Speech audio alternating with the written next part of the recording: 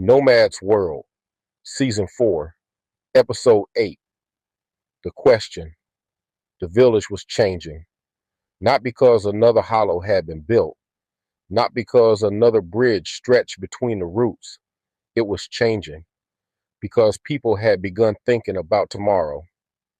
The mystery hollow now stood complete. No tools remained outside. No loose vines waited to be tied.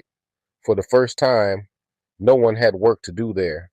Porky admired it as he walked past. Daniel noticed. You miss building it? Porky smiled. I do.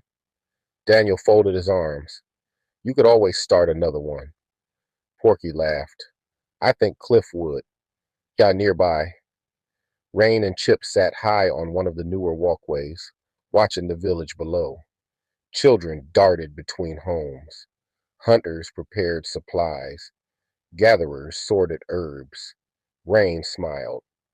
Remember when there wasn't anything up here? Chip nodded. Now it's one of my favorite places. Rain looked across the growing village. It doesn't even feel like the same home anymore. Chip quietly answered, It isn't. It's becoming something better. Later that morning, the elders gathered beneath the oldest tree once more. No announcements had been made. No decisions had been shared. But everyone knew the conversations were continuing. One elder finally spoke. We've watched. Another nodded. We've listened. A third quietly added. And we've waited. The oldest elder looked toward the village. I believe the time is close. No one disagreed. Elsewhere, Daniel found Porky carving a small wooden bird. I didn't know you carved. I don't. Daniel picked it up. It actually looks like a bird. Porky smiled proudly. My second one looked like a squirrel. What happened to the first? Porky shrugged. It looked like a potato. Daniel laughed so hard he nearly dropped it. You gave up after that? No. I just decided birds were easier. As they talked, Susie approached. She admired the carving. You made this? Porky nodded. It's yours. She carefully accepted it. I'll keep it. Porky smiled. Really? Always.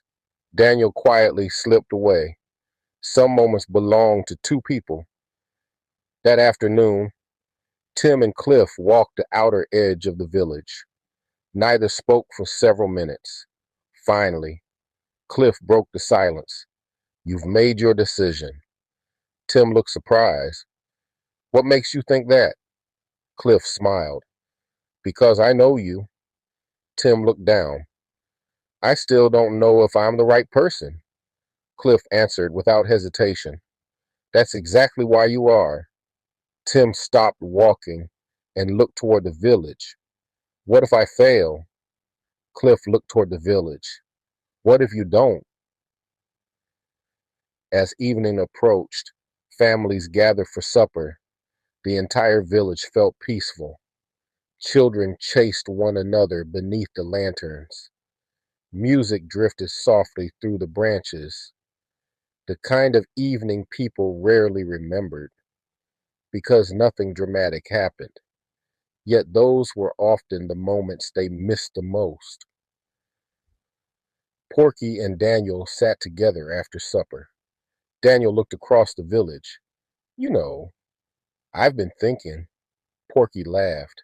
That's dangerous. Daniel ignored him. When all these new homes fill up, this place is going to be crowded.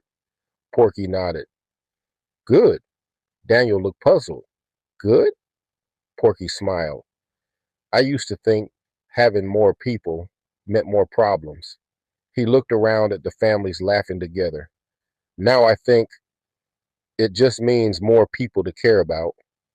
Daniel sat quietly, then smiled. You've changed. Porky shrugged. So has the village. Night settled over the forest. The elders quietly walked toward Tim's hollow. One by one. They arrived. Tim stepped outside. He looked from one elder to another.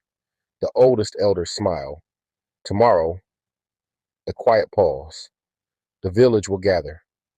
Another pause. If you are willing, your answer will become ours. Tim already understood. He slowly nodded. I'll be there. The elder gently placed a hand on his shoulder. Then the elders quietly disappeared into the darkness. Tim remained standing outside his hollow, looking across the sleeping village. Behind him, Cliff stepped into the moonlight. He didn't ask what the elders wanted. He already knew. Tim took a slow breath. Tomorrow changes everything. Cliff looked out across the village. No. A quiet smile crossed his face. Tomorrow, everyone else finally sees what you've already become. Lanterns glowed beneath the ancient trees. Peace filled every branch. But with the coming sunrise, the village would take its next step, not just as survivors, but as a people. If you're enjoying the journey, like, subscribe, and share. Welcome to RC Best, where stories and ideas come alive. Don't miss the next chapter. Every episode reveals another piece of the world.